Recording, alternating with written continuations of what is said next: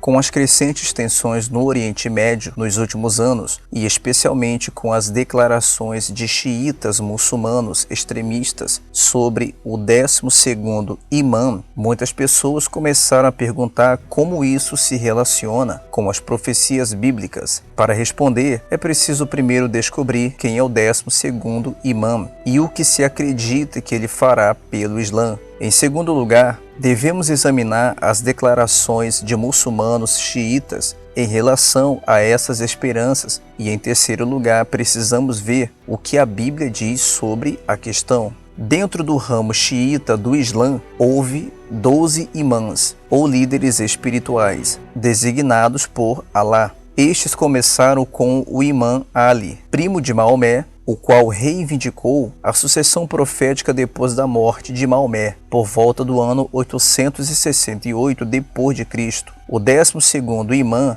Abu al-Qasim Muhammad, ou Maomé al-Mahdi, nasceu ao 11º imã, porque o seu pai estava sob intensa perseguição. Mahdi foi enviado a esconder-se para sua proteção. Aos 6 anos de idade, ele rapidamente saiu da clandestinidade quando seu pai foi morto, mas depois voltou a se esconder. Disse que ele tem se escondido em cavernas desde então e retornará de forma sobrenatural antes do dia do juízo para erradicar toda a tirania e opressão, trazendo harmonia e paz à terra. Ele é o salvador do mundo na teoria xiita. De acordo com o escritor, o Mahdi vai combinar a dignidade de Moisés, a graça de Jesus e a paciência de Jó em uma pessoa perfeita. As previsões sobre o 12º imã têm uma impressionante semelhança com as profecias bíblicas do fim dos tempos. De acordo com a profecia islâmica, o retorno do Mahdi será precedido por uma série de eventos durante 3 anos de horrível caos mundial, e ele dominará sobre os árabes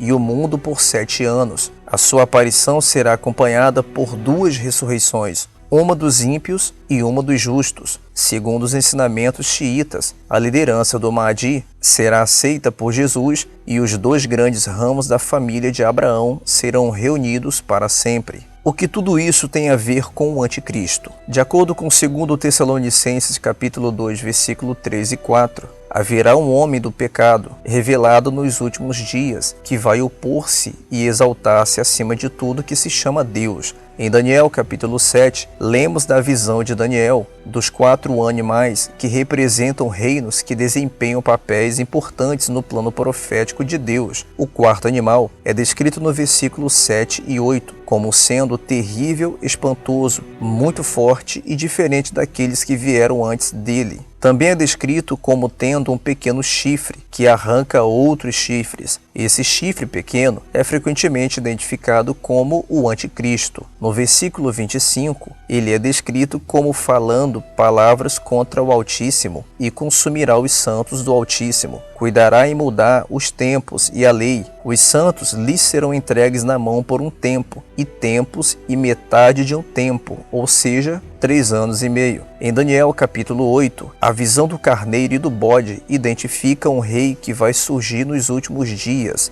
destruir muitas pessoas e se levantar contra Cristo. Mas este rei será quebrado. Daniel capítulo 9, versículo 27, profetiza que o príncipe que há de vir faria uma aliança de 7 anos com muitas pessoas e em seguida traria muita desolação. Quem será este anticristo? Ninguém sabe ao certo, mas muitas teorias foram dadas, inclusive a possibilidade de que seria um árabe. Há alguns paralelos entre a Bíblia e a teologia xiita que devemos observar. Primeiro, a Bíblia diz que o reino do anticristo governará o mundo por 7 anos e o Islã afirma que o 12º imã governará o mundo por 7 anos. Em segundo lugar, os muçulmanos antecipam 3 anos de caos antes da revelação do 12º imã. E a Bíblia fala de 3 anos e meio de tribulação antes do anticristo se revelar ao profanar o templo judaico. Terceiro, o anticristo é descrito como um enganador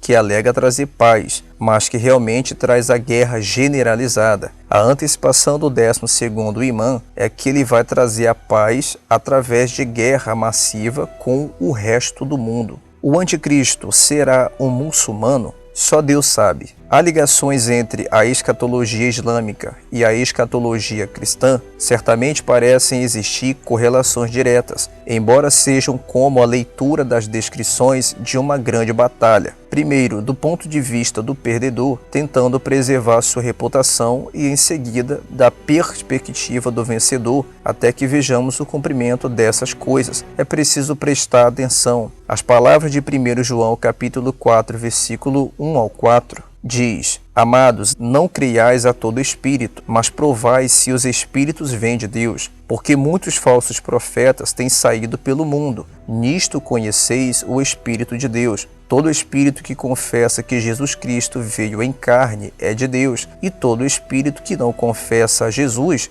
não é de Deus, mas o espírito do anticristo, a respeito do qual tendes ouvido que havia de vir, e agora já está no mundo. Filhinhos, vós sois de Deus, e já os tendes vencido, porque maior é aquele que está em vós do que aquele que está no mundo.